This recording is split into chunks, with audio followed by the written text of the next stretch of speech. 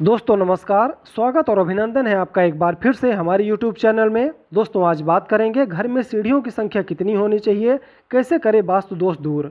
घर की सीढ़ियां हमें उन्नति प्रदान करती हैं। यदि वास्तु के अनुसार सीढ़ियां नहीं बनी हैं तो कई तरह की परेशानियां भी खड़ी होती हैं।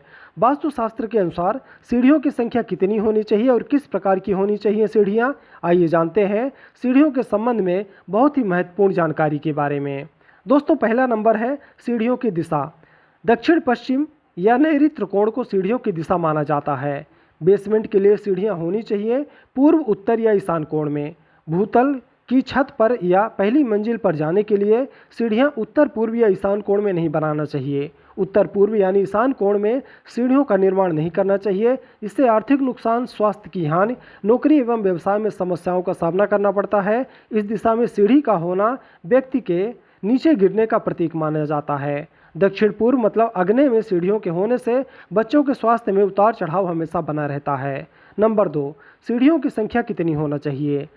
सीढ़ियां हमेशा विषम संख्या में होनी चाहिए, जैसे 3, 5, 7, 9, 11, 13, 15, 17, 23, 29 आदि संख्या में हो। आमतौर पर घर में 17 सीढ़ियां बहुत ही शुभ मानी जाती हैं। नंबर 3, किस तरह की हो सीढ़ियां।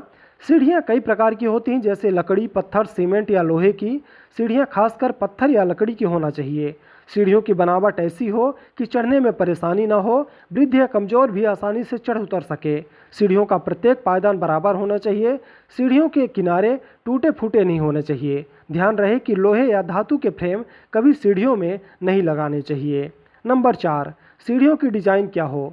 सीढ़ियों के दोनों ओर या तो डिजाइनदार रेलिंग हो या फिर मजबूत पतली दीवार होनी चाहिए। सीढ़ियों पर या उनकी दीवारों पर नक्काशी या देवी देवताओं के रेखा चित्र नहीं उकेरना चाहिए। नंबर 5, सीढ़ियों का घुमाव। यदि घुमावदार सीढ़ियां हों तो फिर इसका घुमाव बाएं से दाएं की तरफ होना चाहिए। खासकर दक्षिणावर्ती घुमाव उचित माना जाता है। नंबर 6, सीढ़ियों के नीचे हो स्टोर रूम। सीढ़ियों के नीचे यदि खाली जगह है तो स्टोर या स्विच रूम बनाया जा सकता है, लेकिन उसके नीचे दुकान, टॉयलेट, बाथरूम, लेटने का या पलंग या फिर बैठने का आसन नहीं होना चाहिए। नंबर 7, ब्रह्म स्थान में नहीं बनाए सीढ़ियाँ। सीढ़ियाँ कभी भी घर, मकान या दुकान के बीचों बीच या ब्रह्म स्थान में नहीं होनी चाहिए। अंदर की बजाय घर के बाहर बनी सीढ़ियाँ अधिक सुविधाजनक होती हैं। नंबर 8, सीढ़ी की चौड़ाई और ऊंचाई। सीढ़ी की चौड़ाई 10 इंच और ऊंचाई 8 इंच से अधिक नहीं होनी चाहिए। बड़ी इमारतों, सार्वजनिक स्थलों और व्यापारिक परिसरों में यह नियम लागू नहीं होता। यह नियम सिर्फ जहां पर आप रहते हैं, जहां पे आपने घर बनाया है व्यक्तिगत रूप से, उस घर में यह नियम लागू होता है। नंबर 9, साफ, स्वच्छ और सुंदर हो सीढ़ियाँ।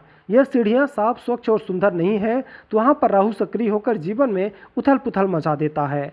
शत्रु सक्रिय हो जाते हैं और व्यक्ति कर्जों से भी घिर जाता है। नंबर 10, प्रवेश द्वार और सीढ़ी। घर के मुख्य द्वार के एकदम सामने सीढ़ियाँ नहीं होनी चाहिए। मुख्य दरवाजे खुलते ही सीढ़ियाँ नहीं होना चाहिए। नंबर 11, गंदी और टूटी सीढ़ियों का नुकसान। सीढ़ियाँ यदि वास्तु के अनुसार नहीं बनी है और वहाँ टूटी, खराब, अस्वच्छ है तो राहु का दोष प्रारंभ हो जाता है। सीढ़ियों की दशा और दिशा सही नहीं है तो चोर उचक्कों का भय, व्यापार में हानि और कर्जदार होने की नौबत आ सकती है। संतान की प्रकृति पर भी इसका दुष्प्रभाव पड़ता है। इससे घर का मुखिया हर समय परेशान ही नजर आता है। तो दोस्तों ये जानकारी थी सीढ़ियों के बारे में। जानकारी आपको शायद बहुत अच्छी लगी होगी तो वीडियो को लाइक ज़रूर करें। अगर आप चैनल में पहली बार आए तो चैनल को सब्सक्राइब करें। मिलते हैं फिर एक नई जानकारी के साथ। जय श्री हरि।